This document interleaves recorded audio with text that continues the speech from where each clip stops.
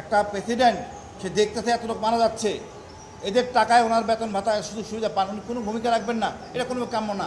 তারা জনগণের কষ্টের টাকা, ট্যাক্সের টাকা তাদের বেতন হতো, তারা উপভোগ করতেন, কিন্তু তারা কোনো দায়িত্ব পালন করেন নাই।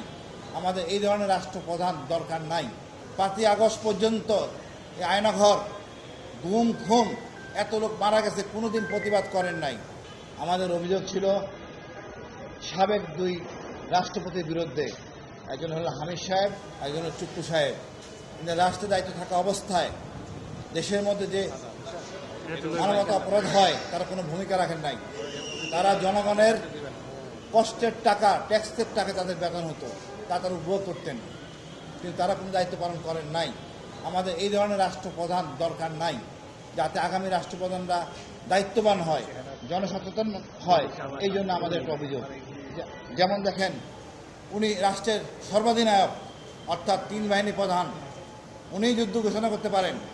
এই ঘোষণা করার ক্ষমতা সব কিছু তার, কিন্তু উনি কোনো ভূমিকা রাখেন নাই। 5ই আগস্ট পর্যন্ত এই আয়নাঘর, গুম খুন, এত লোক মারা গেছে, কোনোদিন প্রতিবাদ করেন নাই।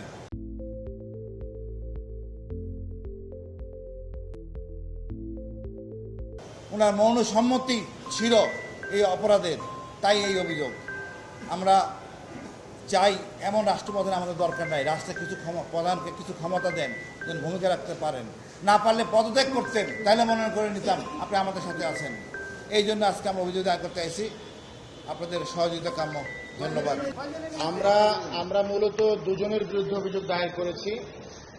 বাংলাদেশের যারা তৎকালীন সময় রাষ্ট্রপ্রধান ছিল, আপনারা জানেন যে পিলখানা হত্যাকাণ্ডের সময় এবং তারপরে শাপলা গণহত্যা, তারপরে একে একে জুডিশিয়াল কিলিং, গুম খুন, আয়নাঘর সহ বাংলাদেশে যতগুলো গণহত্যা হয়েছে, যতগুলো নারকীয় ঘটনা ঘটেছে, এই ঘটনাগুলোর সময় এই 2 জন ব্যক্তি রাষ্ট্রের প্রধান ছিলেন।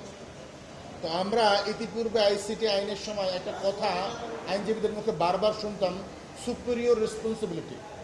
অর্থাৎ একটি গণহত্যার ঘটনার সময় ওখানে যে রাষ্ট্রের বা যে দলের যে সর্বোচ্চ ব্যক্তি থাকেন, তার উপরে মূলত এর অপরাধটা বর্তায়, এই অপরাধের দায় বর্তায়।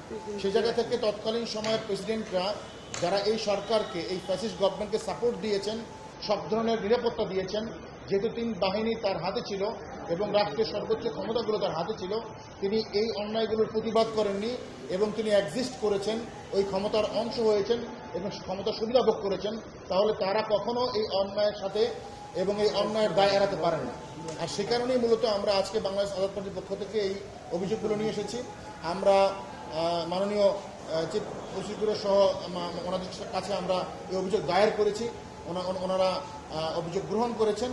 বাকিটা আমরা ওনাদের উপর আস্থা রাখছি। আশা করি যথাযথ আইনি পদক্ষেপ নেওয়া হবে। একটা সুযোগ ওনার অন্তত একটা ছিল, উনি পদত্যাগ করতে পারতেন, উনি পদত্যাগ করেন নাই। উনি ক্ষমতা ভোগ করেছেন। নদী নাই নদীর করতে হবে, এই জন্য বিপ্লব হয়েছে। আগামীতে যাতে না হয়, আগামীতে যাতে এই জিনিস না হয়।